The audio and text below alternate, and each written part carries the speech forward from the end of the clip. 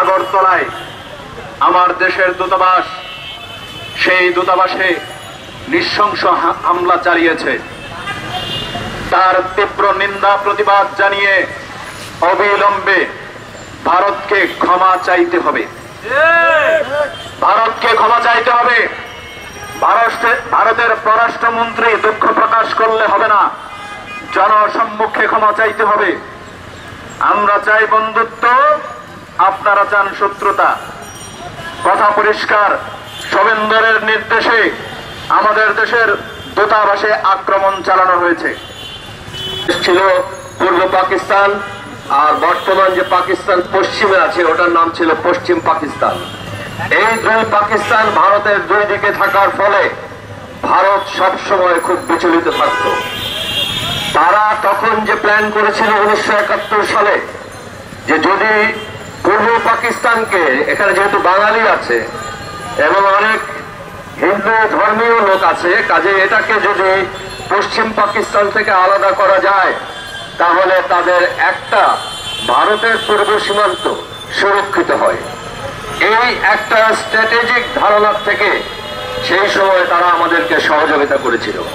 কিন্তু আপনারা একই সাথে খেয়াল করবেন, গত বেশ কিছুদিন যাবৎ ভারতের যে বইগুলি লেখা হয়েছে, ভারতের বিভিন্ন সমরনায়ক বা ঐতিহাসিকরা যে বইগুলি লিখছেন, তারা কখনোই ওই যুদ্ধে আমাদের হাজার হাজার মুক্তিযোদ্ধা যারা অংশগ্রহণ করেছিলেন, প্রাণ বিসর্জন দিয়েছিলেন, তাদের কথা কিছু লেখেন না।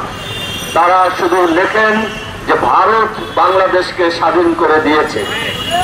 এটা একটা সম্পূর্ণ মিথ্যা অপপ্রচার ভারতীয়রা খুব জেনে বুঝেই করেছে।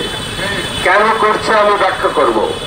একইভাবে দেখেন, জুলাই আগস্টে আমাদের এখানে যে ঘটনা ঘটেছে এবং সেখানে যত প্রাণহানি হয়েছে, আহত হয়েছে, নিহত হয়েছে, ভারতের মুখ থেকে গত 4 মাসে আপনারা ভারতের কোন নেতা নেত্রী বা কোন মিডিয়ার থেকে এদের ব্যাপারে একটা কথাও বলতে শুনেননি। শুনেছেন কেউ? কেন ভারত আমাদের যারা বীর, আমাদের যারা এই দেশের শ্রেষ্ঠ সন্তান, আমাদের এই দেশকে রক্ষার জন্য যারা আত্মদান করছে বারে বারে, সেই 71 এবং এই 24-এ, তাদের কথা মুখে আনে না?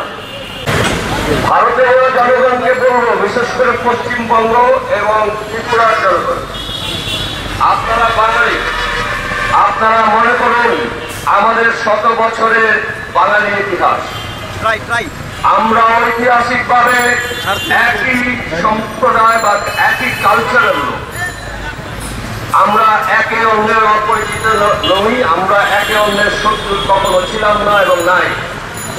সমস্যা করেছিল আমাদের জন্য পশ্চিম পাকিস্তানের উর্দু স্পিকিং লোক, আর পশ্চিমবঙ্গ ত্রিপুরার বাঙালির জন্য এখন সমস্যা হচ্ছে আমি মনে করি দিল্লির হিন্দি ভাষী লোকজন। মোদী নিজে একজন উগ্রবাদী লোক, তিনি গুজরাটের কসাই হিসাবেও পরিচিত। ভারতের যে শাসনতন্ত্র আছে সেটা হিসাবে ভারত একটা সেকুলার স্টেট হওয়ার কথা। ভারতের অন্যান্য রাজনৈতিক দল বিজেপি ছাড়া বাকি সবাই সেকুলার রাজনীতি করতে পছন্দ করেন, আমরা জানি। কিন্তু মোদী আপনাদের প্রধানমন্ত্রী হওয়াতে এবং বাংলাদেশ নিয়ে তার গত কিছুদিনের কর্মকাণ্ডে আমরা মনে করছি যে আপনারা সেকুলার স্টেটের যে চরিত্র সেটা